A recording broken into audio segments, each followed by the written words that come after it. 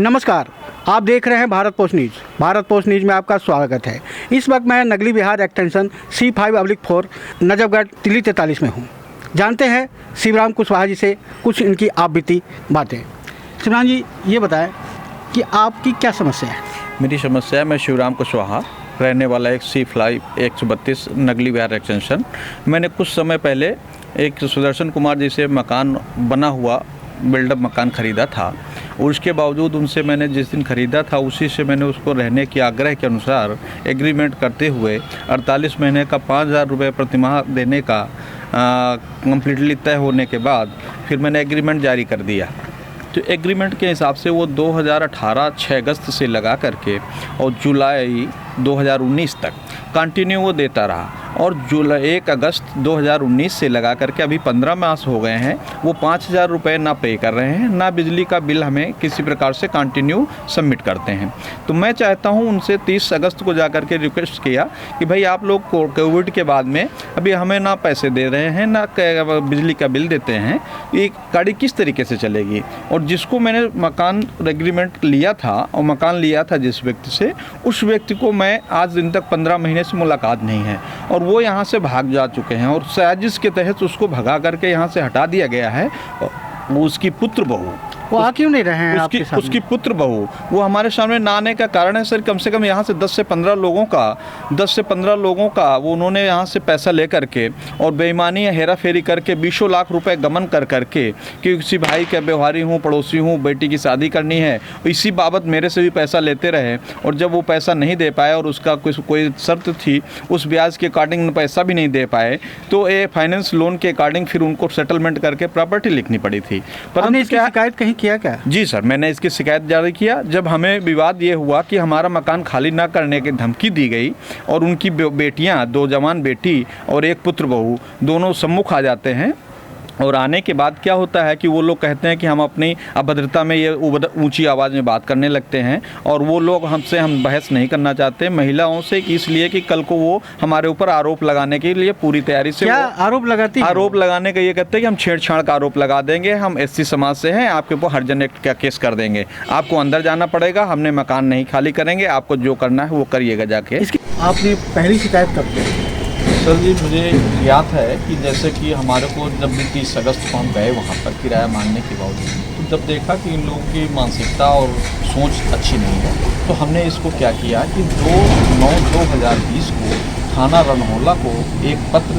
जो है हमने अपनी जैसे बना करके उसको कागज सबमिट किया, अपनी बात को वहाँ पर रखने की कोशिश की और वहाँ से हमें कोई भी अभी तक कोई सूचना नहीं है कि आपने कंप्लेंट्स दी थी, और जबकि मेरे पास में SMS द्वारा मेरी कंप्लेंट रजिस्टर्ड होने का मैसेज प्राप्त हुआ है। हालांकि मैं उसके बाद में फिर भी 1 महीने बाद 6/10/2020 को SDM, ACP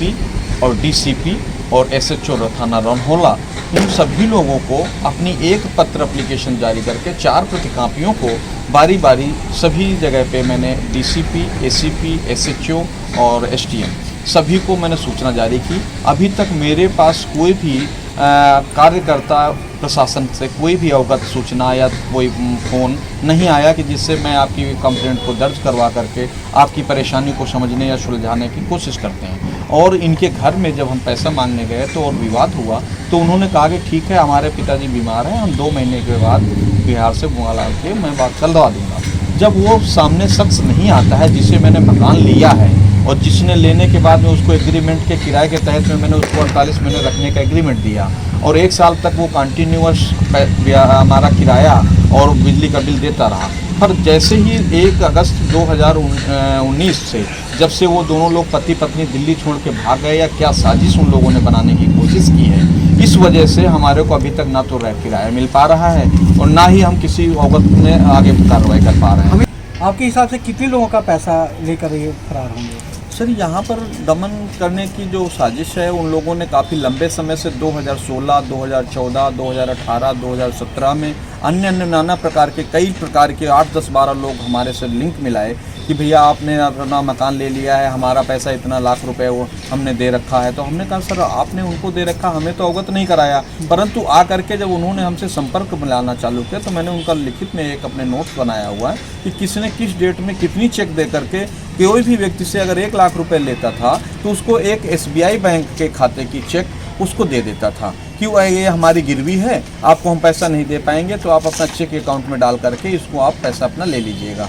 परंतु क्या है कि उस व्यक्ति ने लंबे दायरे से, एक तो उसका पैसे से और जॉब से, एजुकेशन बहुत अच्छा है, इंजीनियर साहब आपको उनको कहा जाता है, इंजीनियर के नाम से ही हार्डवेयर की दुकान यहाँ चलाया करते थे। परंतु वो किस कारण में बिजनेस कहाँ से करते थे, क्या करते थे, वो मेरे को अवगत जानकारी नहीं है। परंतु हमारी 1-2 गलियों के आसपास में जो हमारे निकटतम नज़दीकी निवासी हमारे पड़ोसी लोग हैं, वो लोग, बहुत सारे लोग ऐसे हैं कि जो हमारे पास आए और अपनी बात को रखा कि ऐसी समस्या है भैया, हम आपका कोई निपटारा हो जाए तो मेरा भी सल्यूशन निकलवा दीजिएगा। तो अदरवाइज़ वो बेईमानी की नीयत बहुत लंबे समय से बनाते हुए व्यक्ति ने बहुत अच्छी लंबी संरचना कर करके वो ने एक अच्छा अंजाम दिया। परंतु मैं चाहता हूँ कि मीडिया के माध्यम से बात को उजागर करके प्रशासन से जो मेरी जितनी मदद हो सके वो मेरी मदद कराई जाए। धन्यवाद जी। कुशवाहा जी,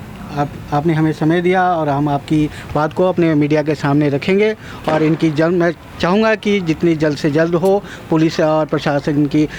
काम पे ध्यान दे और तुरंत अविलंब इनकी जो है मकान को खाली कराएं, जो अपनी गाड़ी कमाई का जो है वो अपनी उसमें लगा सके, अपने परिवार बच्चों को पाल सके। कैमरामैन राहुल झा के साथ मैं अखिलेश शकील। सब्सक्राइब करें भारत पोस्ट न्यूज़ 7 को और प्रेस करें बेल आइकन ताकि मिलती रहे हर अपडेट।